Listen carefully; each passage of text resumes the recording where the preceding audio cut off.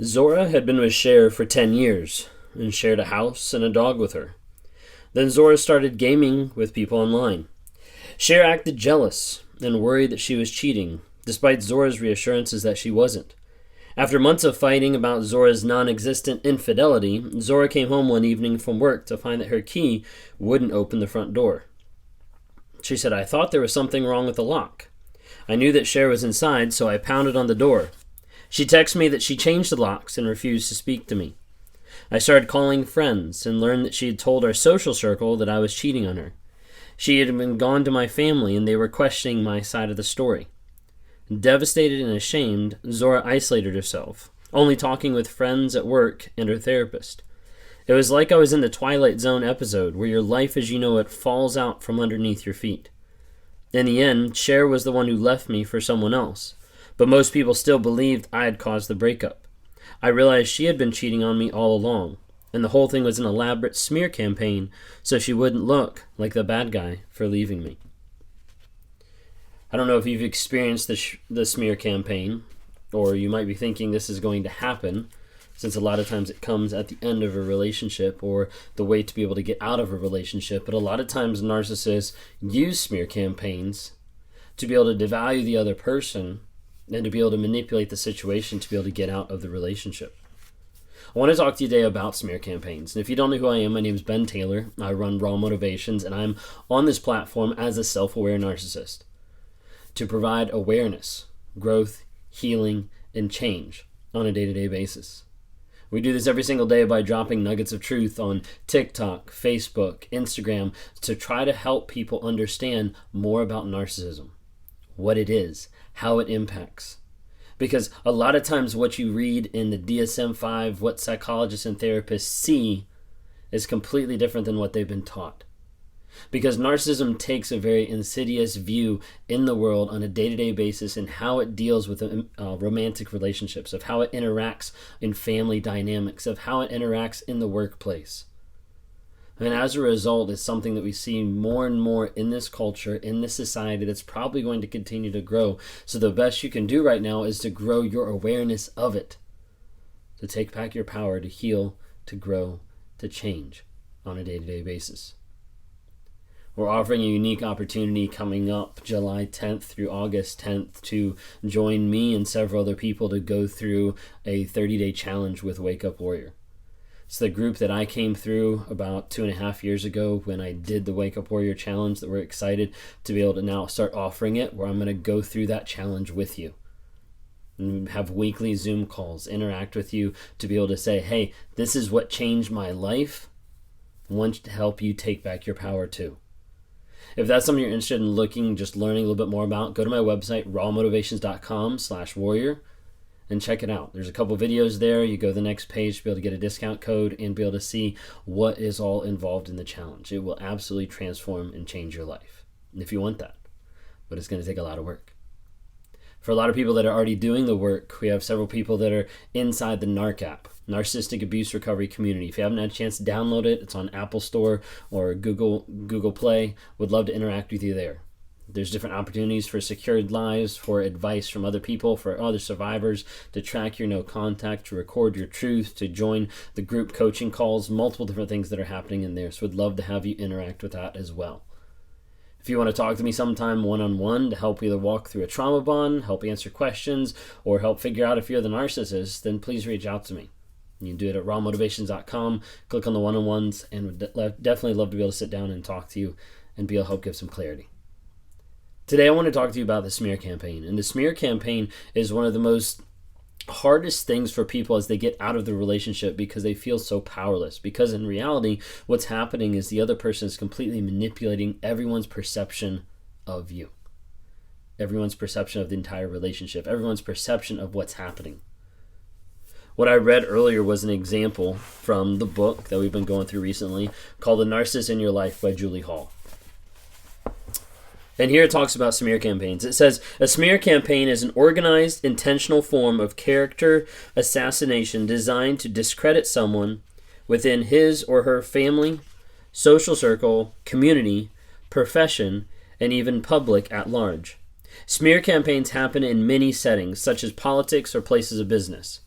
and they often are irresistible to narcissists, as in several different ways listed below. A lot of times a narcissist will do a smear campaign for the purpose to justify their actions. Maybe they're already cheating with someone else, so they want to smear you so it looks like, hey, you're the person that is cheating. They want to justify what they're doing. Remember, narcissists don't want to take that accountability or responsibility, so they're going to put it off on someone else. It says to be able to control the narrative. And this one hits home for a lot of narcissistic folks because a narcissist would rather control the narrative than they would be left at the whim of someone else's explanation, even if that explanation is the truth. That's one reason why I don't like the idea of someone else telling the story or someone else having something over me, or the idea of blackmail. I would rather just come out and be like, all right, here it is, because I would rather control the narrative. I would rather control what's going on. So as a narcissist, you have to think through, they want to be able to control their narrative so they can control the mass. They can control what people see. Number 3, mount a preemptive strike.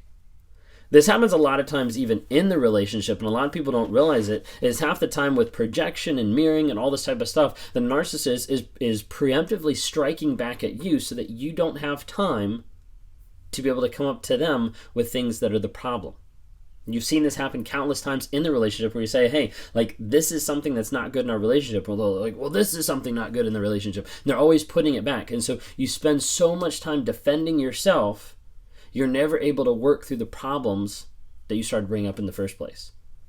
So many times I ask people, I'm like, but did your original question get answered? Did your original problem get resolved? Did you go back to that actual situation of what happened? They're like, no, I never got that far. The narcissist does it on purpose. Another one says, influence others to take their side. Narcissists love building gangs. They love building areas of flying monkeys, of people that are going to come alongside and support their narrative.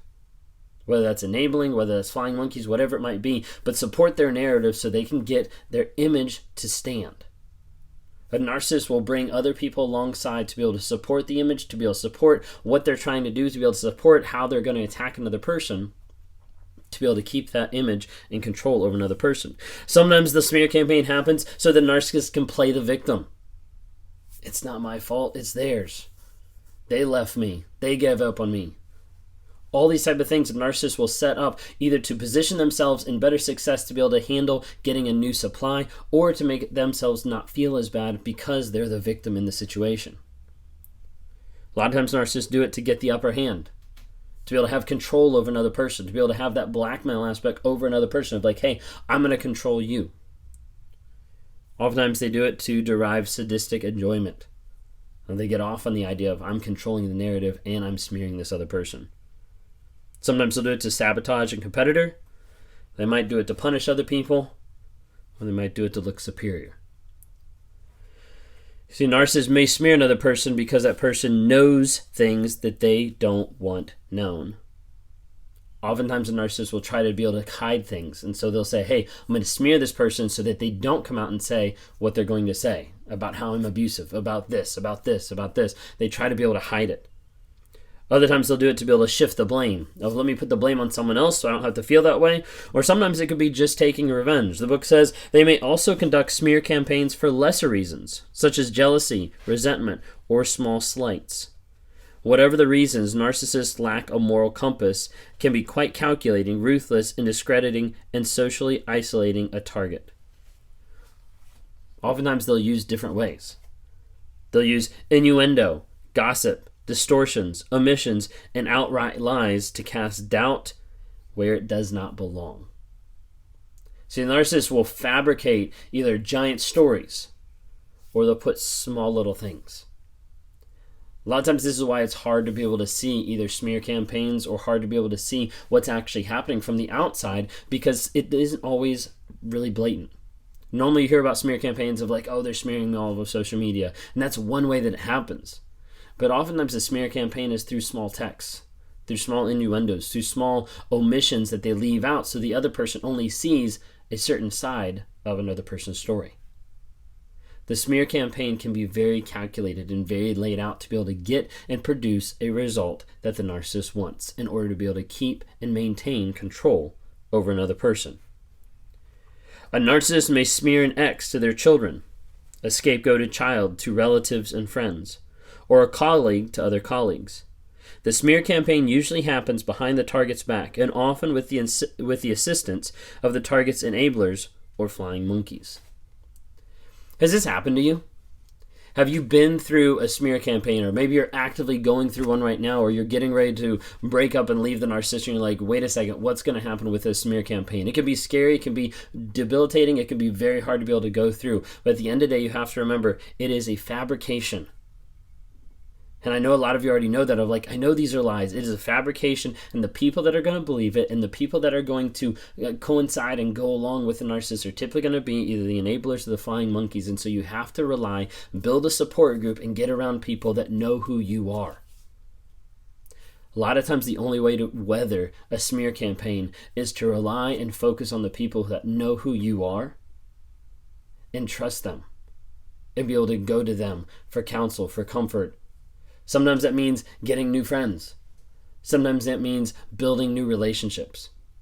But at the end of the day, what needs to stand through the smear campaign is your character and integrity.